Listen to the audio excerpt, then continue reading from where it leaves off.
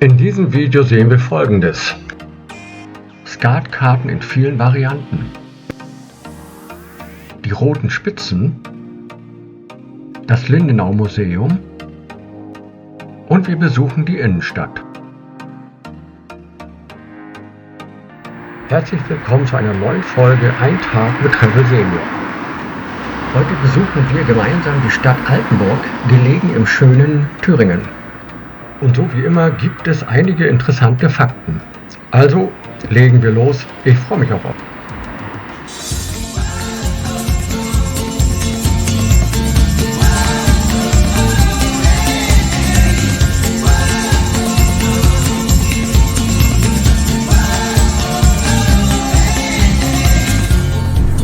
So wie angekündigt, einmal auf von Schleswig-Holstein nach Altenburg, was dort in Thüringen liegt.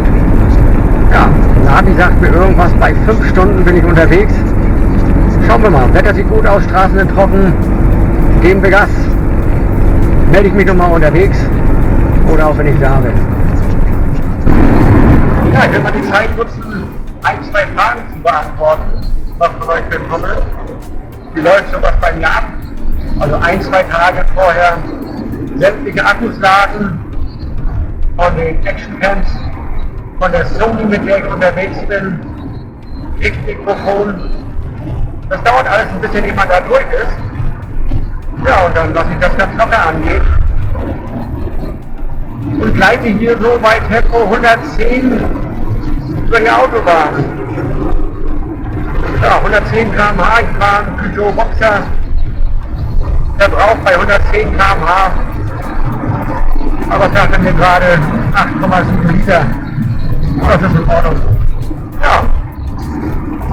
Und dann treffe ich da ganz geschmeidig an meinen Zielort ein. Guten Morgen. Ja, oder auch schon bald Mittag. Ich bin jetzt in Altenburg und mache so ein bisschen Vorbereitung. Ich gehe nochmal meine Tour durch, was so sehenswert ist. Ich hatte mir nochmal ein paar Notizen dann gemacht. Also wir werden heute den Schlosspark besuchen. Das Schloss selber nochmal, dann das historische Rathaus. 1, 2 Punkte habe ich hier noch auf dem Zettel, wie das Lindenau Museum etc. Ja, wie gesagt, jetzt warte ich noch ein bisschen auf besseres Wetter. Werde nachher nochmal den Tower anrufen in Leipzig, weil ich will die Drohne hochlassen. Das ist ein bisschen mit Aufwand verbunden, die ganze Vorbereitung. Aber dazu mache ich nochmal ein extra Video, was alles dahinter steckt, weil einige von euch fragen natürlich auch manchmal, was muss man alles machen. Ja, da sind einige Papiere beizubringen. Nicht ganz so einfach oder einfach schon, wenn man dort an die richtigen Leute gerät, die dann auch mitarbeiten. Und ansonsten muss man sich natürlich absichern, dass das tatsächlich alles Hand und Fuß hat. Ja, also freut euch auf Altenburg. Ich warte noch ein bisschen, dass die Drohne voll ist. Ein bisschen laden muss sie noch. So sieht's aus. Und dann werden wir starten.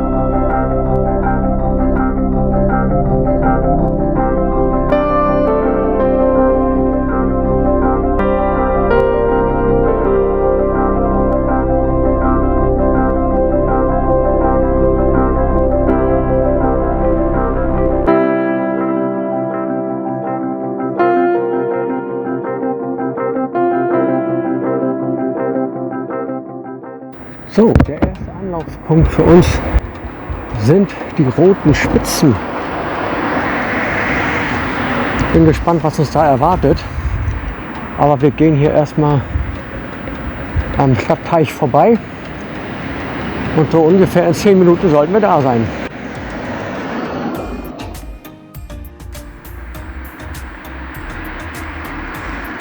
Altenburg zählt ca. 36.000 Einwohner. Aber warum eigentlich Skatstadt? Weil genau hier in der Residenzstadt Anfang des 19. Jahrhunderts das Skatspiel erfunden wurde.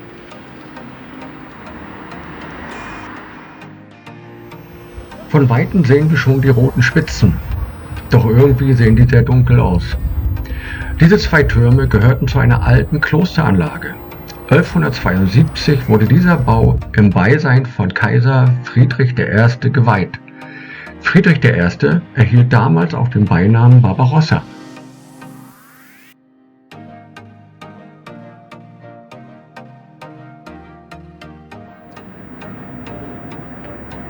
Gar nicht weit weg von den roten Spitzen, vielleicht 3 Minuten Fußweg, finden wir auch schon den Marktplatz mit dem historischen Rathaus.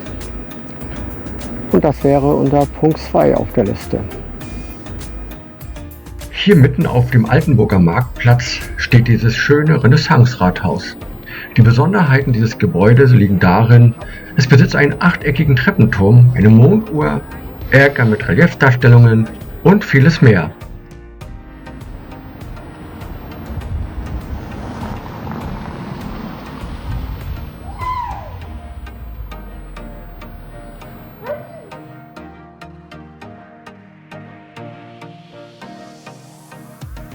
Vom Marktplatz aus sehen wir dieses schöne Gebäude. Es ist die Brüderkirche. Diese wurde auf dem Gelände eines ehemaligen Franziskanerklosters gebaut. Heute ist die Kirche ein Pilger- und Informationszentrum.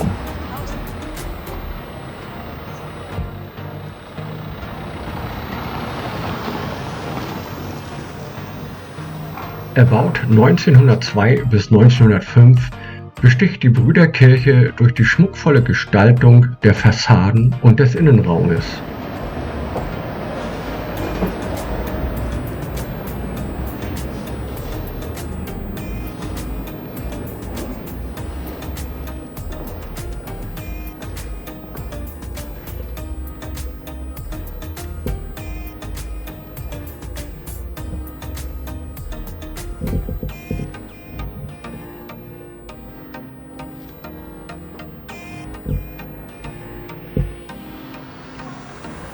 Weiter auf unserem Weg zum Schloss kommen wir am Stadtbrunnen vorbei.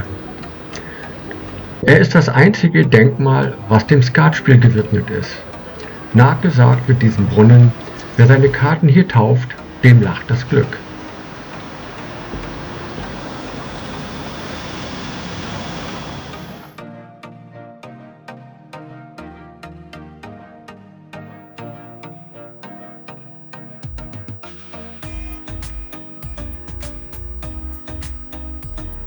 Durch die Straßen Altenburgs erblicken wir das Schloss, welches 976 erstmals erwähnt worden ist.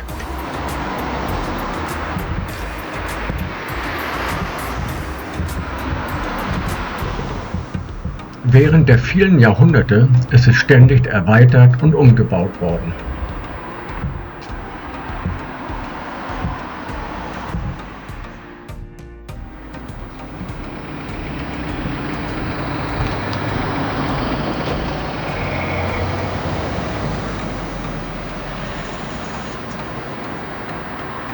Die damalige Burg wurde auf einem Felsen errichtet und lag außerhalb der Stadtgrenzen.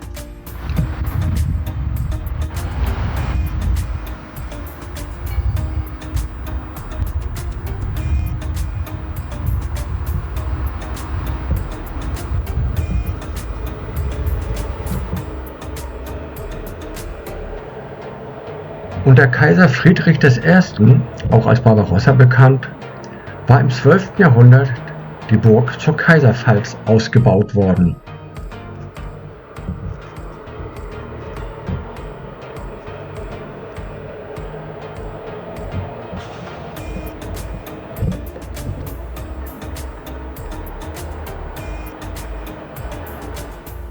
Hindurch dem Triumphtor gelangen wir zum Schloss.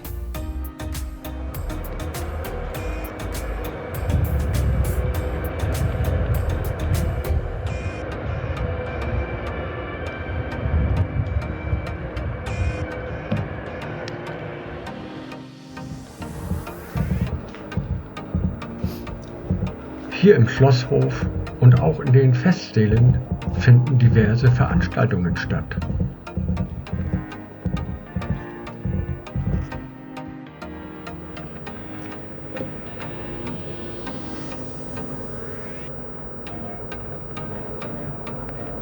Im Schlosshof angekommen, schweift das Auge vorbei an der Pferdeschwemme der Junkerei bis hin zum Eingang des Museums.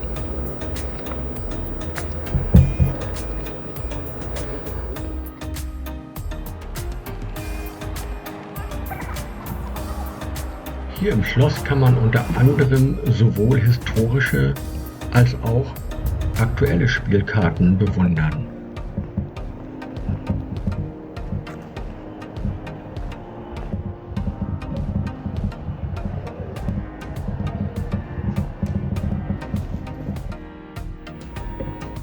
Ja, das gute Gebäude beherbergt noch das Spielkartenmuseum. Interessante Sache. Videoaufnahmen sind erlaubt, Fotoaufnahmen auch. Leider keine Veröffentlichung. Also dürft ihr alleine hierher. Es lohnt sich.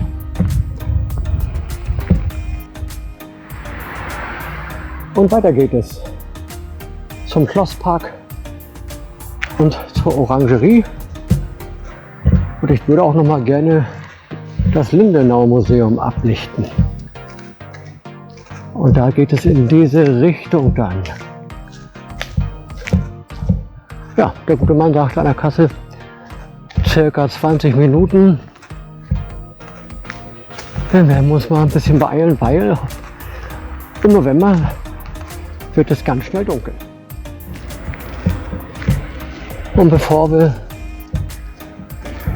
das Lindenau Museum erreichen, schauen wir uns mal an. Hier gehen wir vorbei am Teehaus bzw. Orangerie.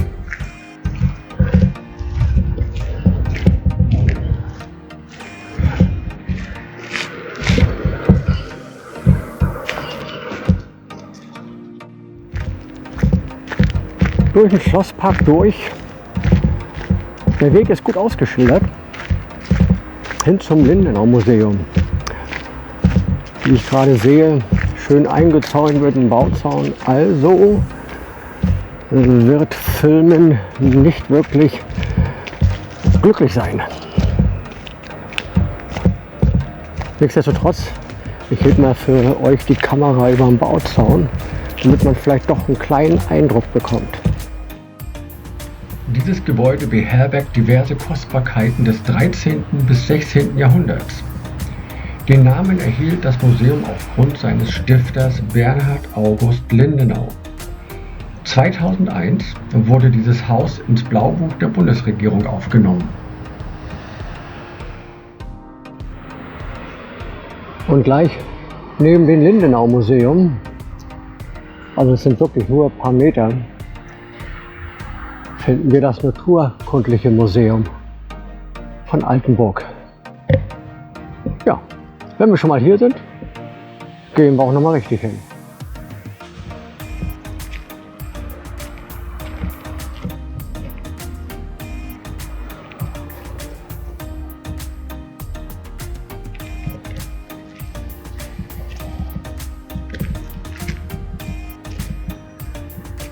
Vor dem Eingang des Naturkundlichen Museums sind 5 Findlinge aus Skandinavien platziert.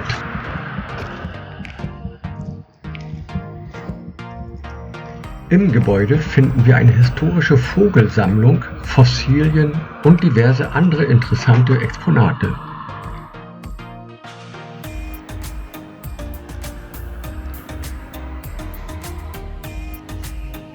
Ja, und hier zu lesen ist von Freunden der Naturforschung des In- und Auslandes, errichtet im Jahre 1894.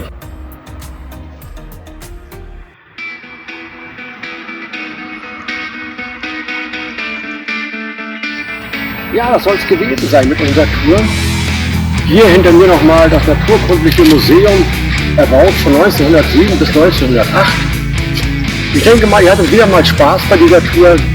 Wir sehen uns beim nächsten Mal. Bis dahin, lasst die Haare wehen.